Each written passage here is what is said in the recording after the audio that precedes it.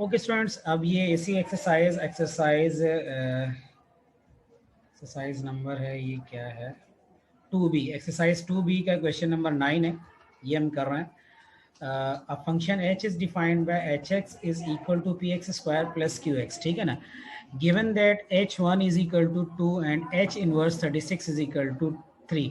सो ये एक अच्छा इंपॉर्टेंट क्वेश्चन, इसको देख लें। h1 is equal to 2 mean function of h is already given है, तो यहाँ पर हम h1 है, h1 इज इक्वल टू 2 है, यहाँ x की जगह 1 लगाया आपने, और function of h is given है P X square, p is unknown, तो हमने यहाँ p लिखा और x स्क्वायर की जगह x की जो वैल्यू है 1 वो मैंने यहाँ प्लेस कर दी, plus P X square plus Q X है, ठीक है ना।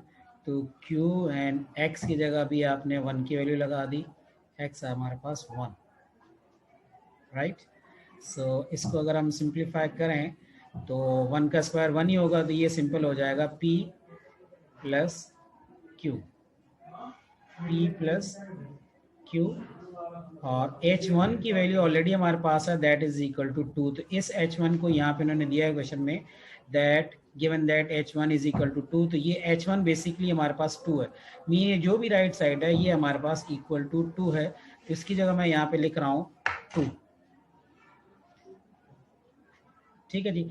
एंड से दिस इक्वेशन नंबर 1, क्योंकि इसके अंदर दो अननोन आ गए, तो जब कभी भी किसी इक्वेशन में दो अननोन हो तो दो इक्वेशंस बनेंगी और उन दोनों इक्वेशंस को फिर आप साइमल्टेनियसली सॉल्व करेंगे।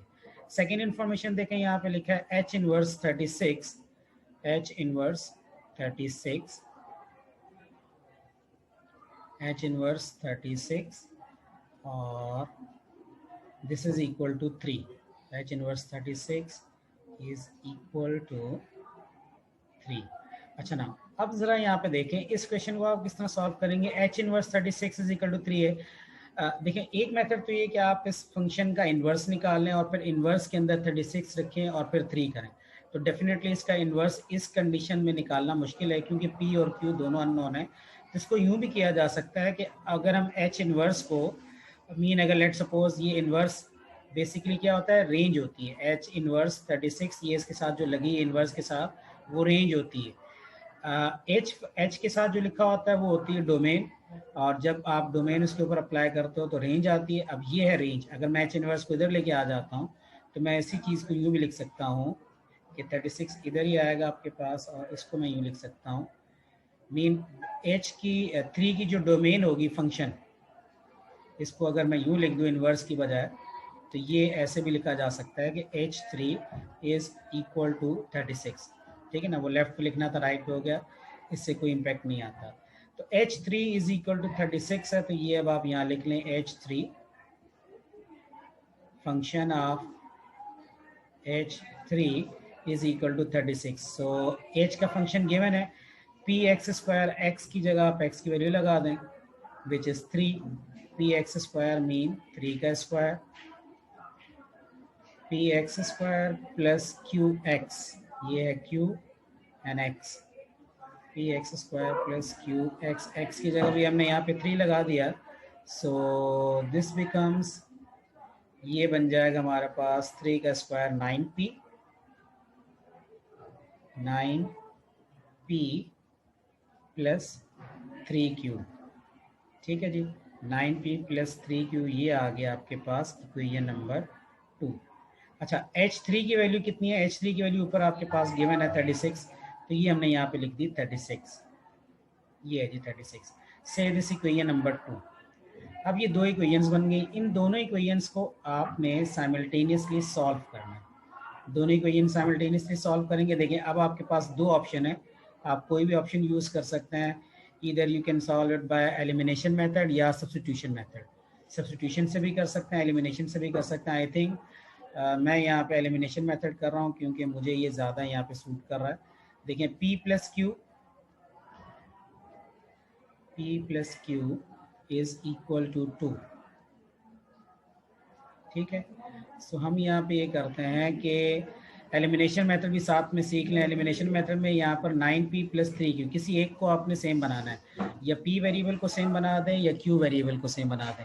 So it is much better कि मैं यहाँ पर p वेरिएबल को सेम बना दूं, तो p को सेम बनाने के मुझे वहाँ 9p है, तो यहाँ पे 9p बनाने के लिए पूरी इक्वेशन को 9 से मल्टीप्लाई करना है। सो मैंने इसको 9 से मल्टीप्लाई किया।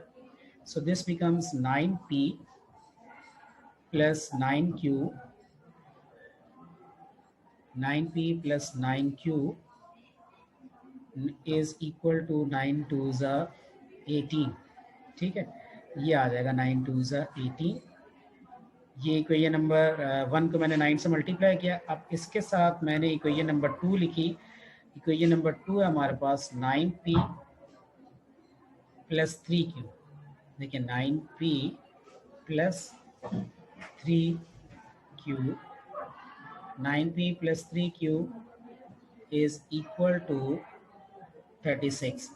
अब एलिमिनेशन मेथड ये है कि आप किसी एक वेरिएबल को सेम बना के उन्हें कैंसिल कर देंगे। अगर दोनों के साइन सेम है, जिस तरह यहाँ पे p के दोनों के साइन सेम है, तो आप सब्ट्रैक्ट कर दें ताकि वो कैंसिल हो जाए। तो मैं यहाँ सब्ट्रैक्ट करूँगा, तो सब्ट्रैक्शन में सबके साइन चेंज हो जाएंगे। जो प्लस है वो माइनस हो जाएगा, अगर यहाँ माइनस लिखा होता है तो वो प्लस हो जाता। ठीक है, सो यहाँ पे आपने क्या कर देना, 9p और माइनस 9p को कैंसिल कर दिया आपने, तो 9q माइनस 3q बन जाएगा इधर 6q। ठीक है जी, so 6q is equal to 18 minus 36 बन जाता है माइनस 18। सो ये हमने यहाँ लिख दिया 6q is equal to minus 18। अब यहाँ पे फर्दर इसको सॉल्व करेंगे तो 6 को उधर शिफ्ट कर दें तो ये वहाँ जाके डिवाइड हो जाएगा, तो माइनस 18 डिवाइडेड बाई 6 हो जाएगा। 6 3 इज 18, so q here is equal to minus 3। ठीक है जी, ये आ गया आपके पास q। अच्छा, अब q की वैल्यू आपने पुट कर दी इक्वेशन 1 में या 2 में, जिसमें आपका जी चाहे, और वहाँ से अब आप p की वैल्यू निकाल लेंगे। मतलब अगर फर्स्ट कर मैं यहाँ इक्वेशन नंबर 1 में पुट करता हूँ तो 2 is equal to p plus q, तो प्लस q जब इक्वल के उधर जाएगा तो माइनस q हो जाएगा, तो 2 माइनस और q, तो ऑलरेडी q जो है माइनस में, q की वैल्यू माइनस में, तो ये -3 हो गया is equal to p। So p की फाइनल वैल्यू हमारे पास आ जाती है 2 minus minus plus 3, mean p आ जाता है आपके पास 5। तो अब देखें p की भी एक वैल्यू आ गई है, q की भी एक वैल्यू आ गई है। p आपके पास आ गया है 5, q हमारे पास आ गया है -3। क्लियर हो गया। अब आपके पास ये फंक्शन जो पहले एक अननोन था, अब ये आपके पास बिल्कुल क्लियर हो गया, क्योंकि फंक्शन में तीन अननोन थे। एक h जो एक जनरली अननोन होता है वो था, सॉरी x जो जनरली अननोन होता है वो, और इसके साथ p और x थे। तो आपने सबसे पहले p और q की वैल्यू फाइंड करनी थी, वो आपने फाइंड कर ली। तो मैं यहाँ पे फंक्शन को एक बार फिर दोबारा लिखता हूँ, hx जो इसकी ट्रू पिक्चर है वो अब आपके पास आएगी कि hx is equal to px square, p here is equal to 5, mean 5x square, 5x square plus qx, q की जगह यहाँ पे आपने लिखा है -3, तो -3x हो जाएगा। ये बेसिकली अब आपके पास फंक्शन क्लियर हो गया, पहले आपके पास क्लियर नहीं था p और q की वजह से। Hence evaluate h-1 and h2। तो अब मैं एक पार्ट कर देता हूँ, दूसरा आप खुद कर सकते हैं यहाँ से। h-1 फंक्शन क्लियर हो गया, तो अब आप बताएं इसके अंदर h-1 किस तरह होगा। x की जगह आप लगा दें -1, दैट्स इट यहाँ पर, और ये क्वेश्चन सॉल्व हो जाएगा। ये करके दिखा देता हूँ मैं आपको। 5 और x की जगह आपने लगा दिया है -1, यहाँ x की जगह लगा दिया -1 का होल स्क्वायर, और फिर -3x मीन -3, और x की जगह भी आपने लगा दिया है -1। ठीक है जी, ये हो गया।